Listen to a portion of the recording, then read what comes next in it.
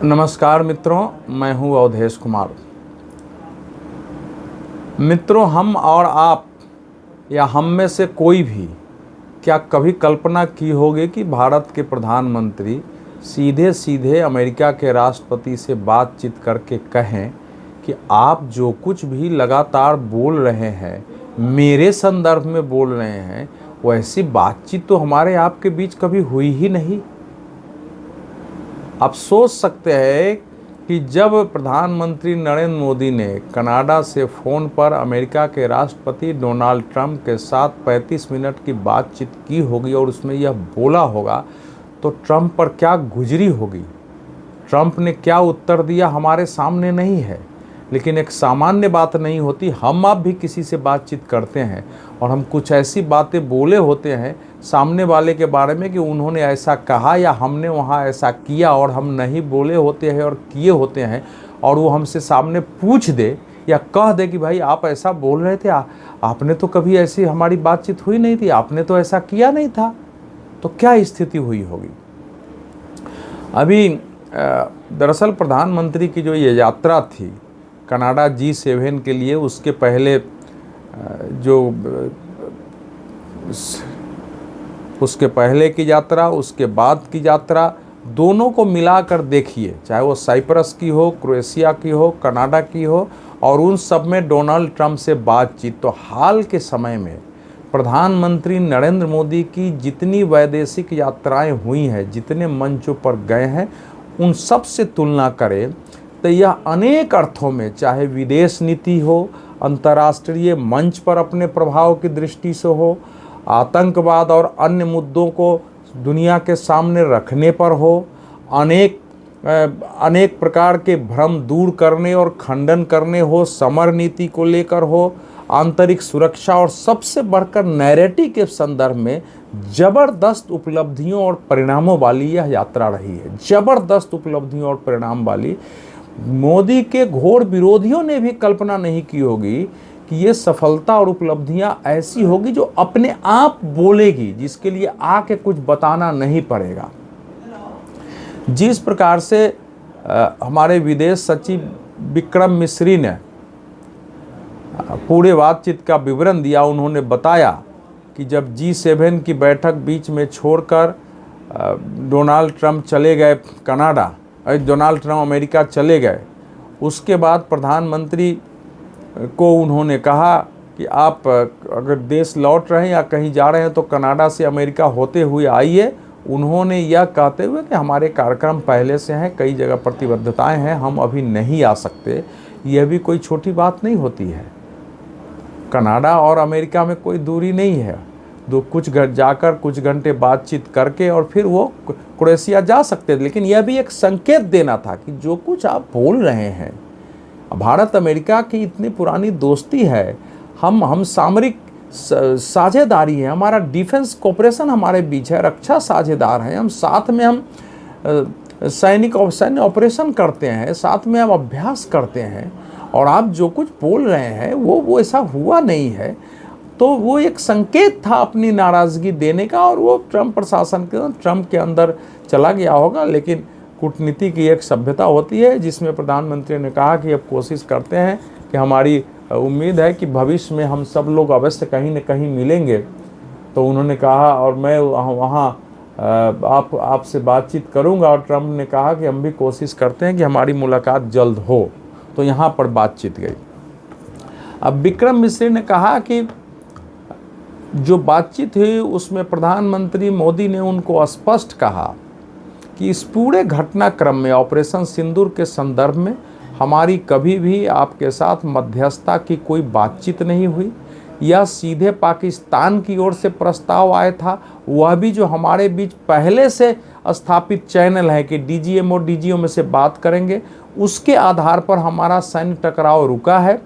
और अब भारत, हमारा ऑपरेशन सिंदूर पहले भी था और आज भी जारी है, वो रुका नहीं है। और आगे अगर आतंकवादी हमला होगा तो भारत इसको प्रॉक्सी वार के रूप में न लेकर सीधे युद्ध के रूप में लेगा। तो यह ट्रंप को एक प्रकार से खड़ी खड़ी बताना था कि आप क्या सोचते हैं, आप क्या चाहते हैं, वो हमारे लिए मायने नहीं रखता है। हमारी नीति यह है कि हमको आतंकवाद खत्म करना है, तो अब हम उसको, जब भी आतंकवादी हमला होगा तो युद्ध की तरह हम उसको मारेंगे, वहाँ घुसेंगे और युद्ध की तरह इसको लड़ेंगे। और हमारा ऑपरेशन सिंदूर खत्म नहीं हुआ, यानी आपने जो सीज फायर कहा वैसा हुआ नहीं है, ये इसका अर्थ हुआ। तो ये बहुत बड़ा वक्तव्य है ये। अब चूंकि ट्रंप प्रशासन ने इसका खंडन नहीं किया कि नहीं मोदी जो बोल रहे हैं वो सही नहीं है, इसका अर्थ है कि जो वक्तव्य था वो सही है। मैं यह नहीं कहता हूँ कि ट्रंप इसके बाद मध्यस्थता करके और सीज फायर कराने का दावा नहीं करेंगे। उन्होंने कुछ घंटे बाद खुद ही ये दावा कर दिया, वो करते रहेंगे। लेकिन अब उनसे पूछा जाएगा कि भाई मोदी ने तो ऐसा बोल दिया है, आपने खंडन क्यों नहीं किया, फिर उनके लिए जवाब देना कठिन होगा।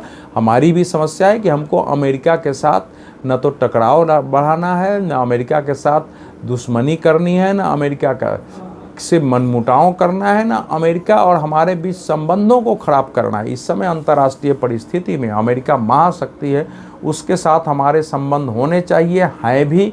किसी को यह भी नहीं लगना चाहिए कि अमेरिका ने भारत को महत्व देना कम कर दिया है। भारत का जो महत्व अंतर्राष्ट्रीय परिदृश्य में था वो आज भी बना हुआ है, और एक घटना पर महत्व घट गया, एक घटना पर महत्व बढ़ गया, एक किसी बयान से भारत खत्म हो गया, एक किसी बयान से, ऐसे विदेश नीति अंतर्राष्ट्रीय नीति में नहीं देखी जाती है।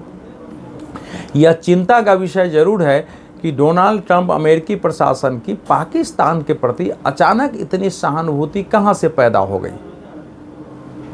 जब आश्चर्य की बात तो यह है कि जब वो मोदी जी को अपने यहाँ बुलाने के लिए बात कर रहे थे, उस समय वो पाकिस्तान के से जो chief of defence staff field marshal Asim Munir हैं, उनको रात्रि में भोज दे रहे थे। और वो बताया नहीं कि हम रात्रि में भोज दे रहे हैं, और आपने मोदी को आमंत्रित कर लिया। भारत के लोगों को पता ही होगा, इसलिए उन्होंने नकार दिया।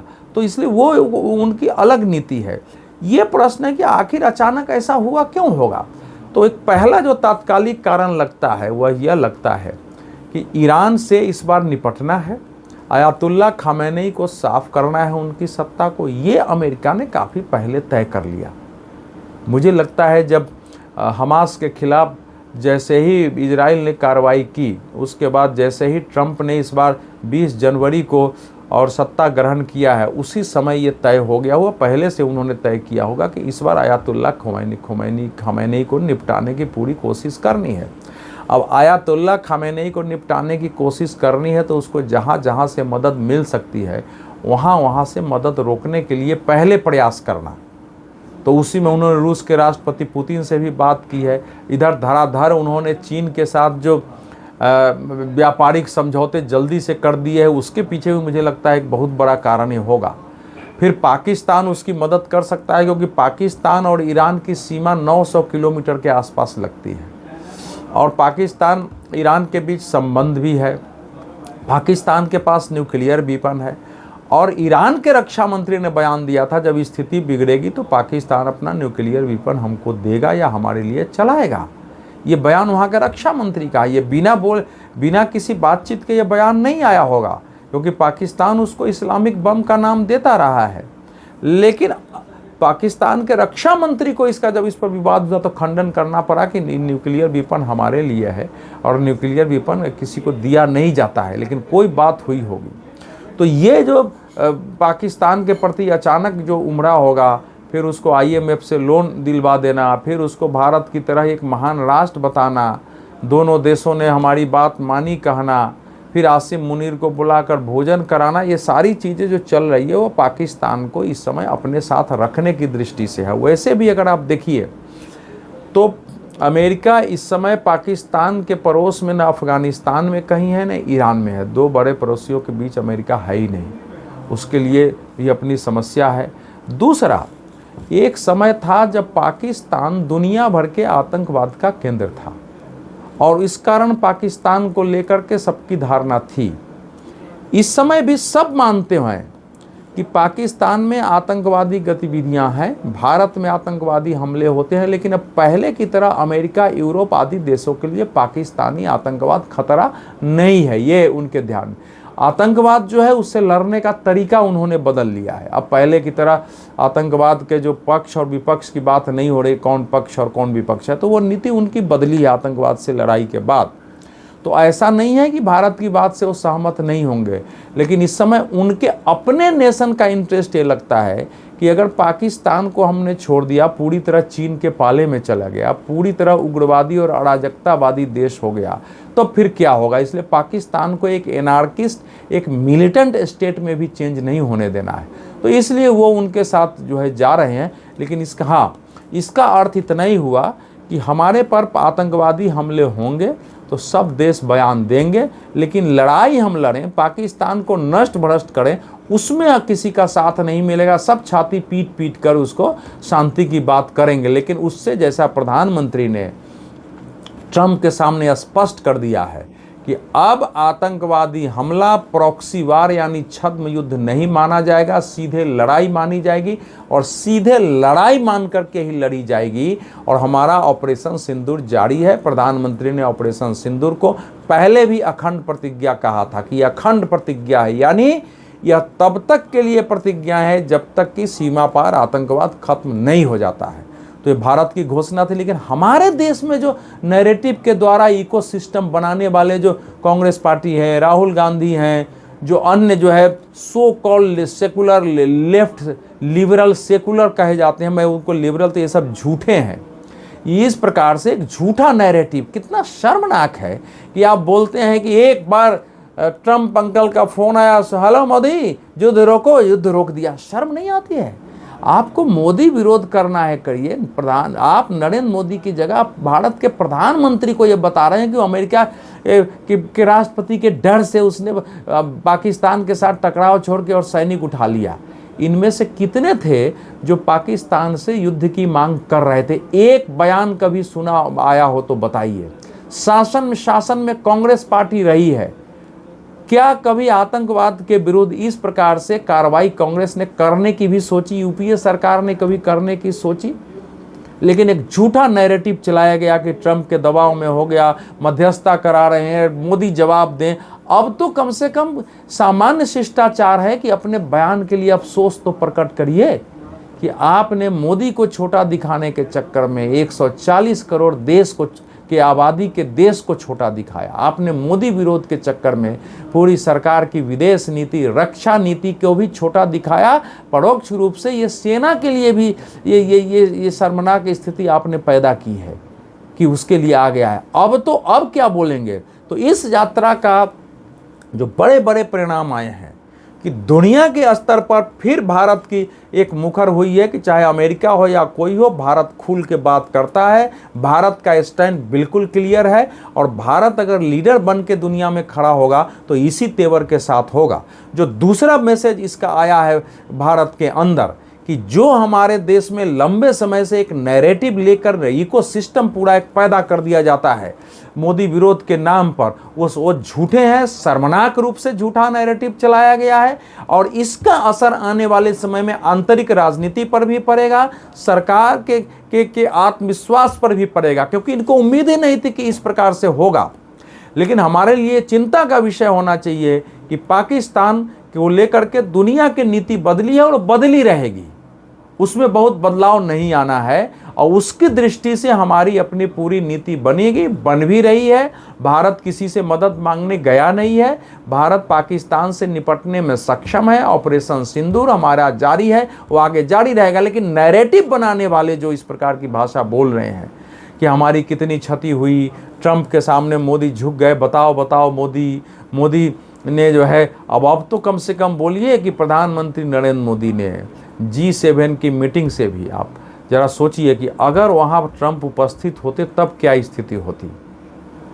तो जब G7 के मंच से हमारे प्रधानमंत्री ने कहा कि आतंकवाद पर दोहरी नीति के लिए इतिहास हमको माफ़ नहीं करेगा, कि एक ओर तो अपनी इच्छा से आप किसी पर प्रतिबंध लगाते हैं और दूसरी ओर आतंकवाद जो एपिक सेंटर है उसको आप सहलाते हैं, उसको समर्थन देते हैं। ये इस प्रकार से वहाँ बैठ के खड़ी बात करना, मुझे लगता है कि शायद ट्रंप को भी आभास हो गया होगा। उनके प्रशासन को कि प्रधानमंत्री नरेंद्र मोदी इस बार सीधे सीधे बात करेंगे और सीधे सीधे पूछेंगे, तो सामना करने की बजाय कहीं ऐसा तो नहीं है कि पहले ही वहाँ से खिसक चले जाओ कि हाँ भाई अभी हमारे यहाँ अचानक जो है इमरजेंसी काम आ गया है कुछ ईरान को लेकर के, वो वहाँ से भाग लेकर के भी जा सकते थे कि वहाँ चले गए हों। एक बड़ा कारण ये हो सकता है, मुझे लगता है कि डोनाल्ड ट्रंप जो झूठ बोल रहे थे वो प्रधानमंत्री मोदी का सामना करने की स्थिति में नहीं थे। ये भी पता था कि प्रधानमंत्री मोदी इस बार G7 के मीटिंग में खड़ी करेंगे और पूछेंगे कि दोहरी नीति क्यों है, उसका भी उत्तर देना कठिन होगा, हो सकता है इसीलिए ट्रंप वहाँ से गए भी हो। और ये हमारे भारत के लिए एक बड़ी कूटनीतिक सफलता है, मोदी सरकार की है, ज़बरदस्त उपलब्धि है। अब विपक्ष क्या करता है, विरोधी क्या करता है, यह देखने वाली बात होगी। लेकिन अगर सबक लें तो आगे से देश के बारे में सोच समझ कर बोलें। बहुत बहुत धन्यवाद।